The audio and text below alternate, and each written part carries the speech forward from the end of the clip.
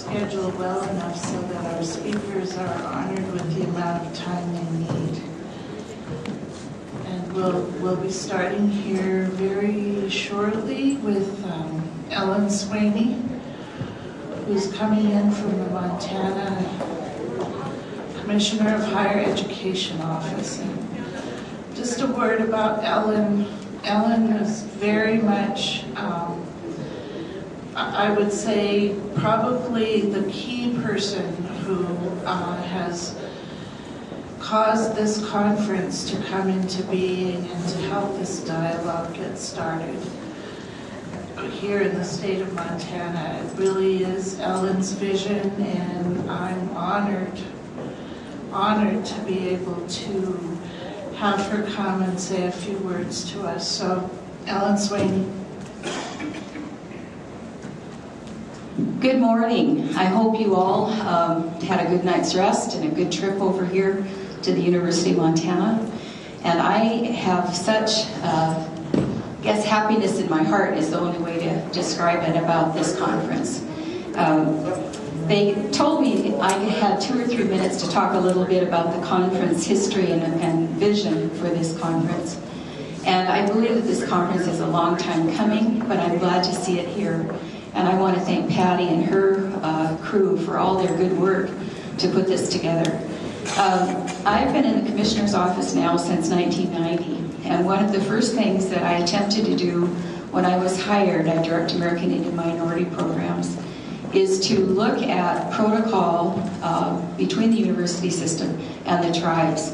And at that time I felt it was very important that we establish some type of research protocol. Unfortunately, whatever I drafted went down in flames for various reasons. But over the years, I've seen some excellent research occur between people on our campuses and the tribes, but there's also been some problems. And when you're talking about such different cultural views of life, sometimes the culture of the university and the culture of the tribes can be it can block the kind of good work that we all want to do. And so there needs to be some training, I believe, for university researchers as well as tribal people in looking at what we really want and what we intend about the research that we do in Indian country. So I'm very glad to be here, and I think that this is a very critical issue, and it came home for me because I've coordinated the Tribal College Tribal History grants that some of you may know about. The governor had the idea a session or so ago to provide some money to the tribal colleges to write the tribal histories, which would help support Indian education for all initiatives around this state. And so as those projects have gone forth, I commend all of the Tribal History Project directors because they have the extremely difficult position of working in their communities to bring everybody together to talk about what history they were going to share with a larger community in Montana. And they've done an excellent job, but it has not come easy because we all have our own views about history. We all have our own views about how the research could be done, who is credited for what knowledge, and in Native communities, that's even more essential, I believe, than in the larger white population. So it has been wonderful to see how those research issues have been negotiated within the reservation communities.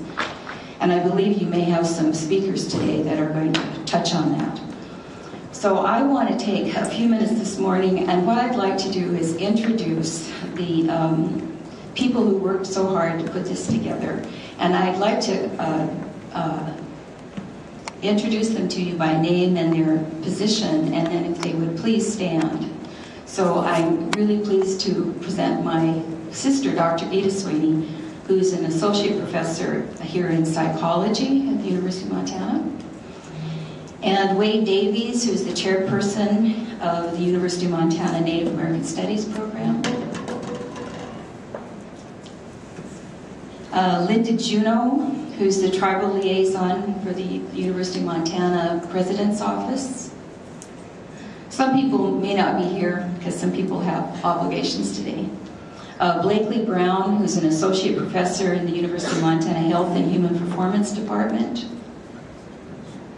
Okay, here. Denise Juneau, who's from the Montana Office of Public Instruction. She's the Director of Indian Education. Gordon Belcourt, Executive Director of the Montana-Wyoming Tribal Leaders Council. Maylin Smith, who's the Clinic Director at the University of Montana Indian Law Clinic. Ray Cross, who's a professor at the University of Montana Law School. He's right here, he's shot. There's Ray. Okay, Dr. Walter Fleming from Montana State University Native American Studies Program. Dr. Bob McNally, who's Vice President of Fort Peck Community College. Oh, there he is, yes.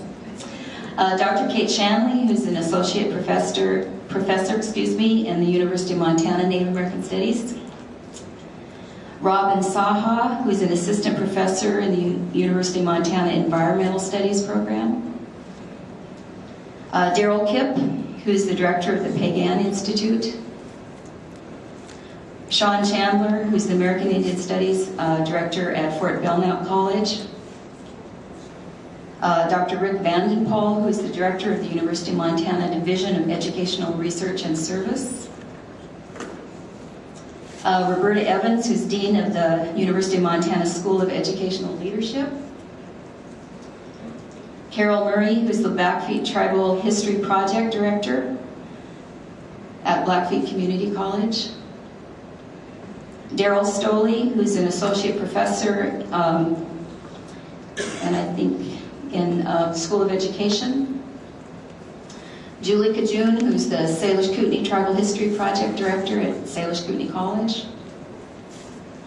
Norma Bixby, who's the Director of the Northern Cheyenne Tribal Education Department. And I believe that is all of the planning members. So you'll see that we had a very wide-ranging group of people from around the state and in different curriculum areas and specialties that came together to put this together. So could we have a round of applause for all those people that worked so hard?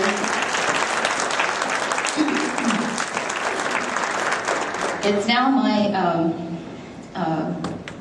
extreme pleasure to introduce Dr. Bob McAnally. He's going to be our Master of Ceremonies for this conference. He has told me that he has currently changed his status after being one of the founders of Fort Peck Community College on the Fort Peck Reservation and being Vice President of Academic and Student Affairs for 15 years. He is now faculty teaching American Indian Studies and Indian Legal Studies. He's a graduate of the University of Montana Law School, and he also did his undergraduate work here. So I'm now going to turn this over to Bob McAnally.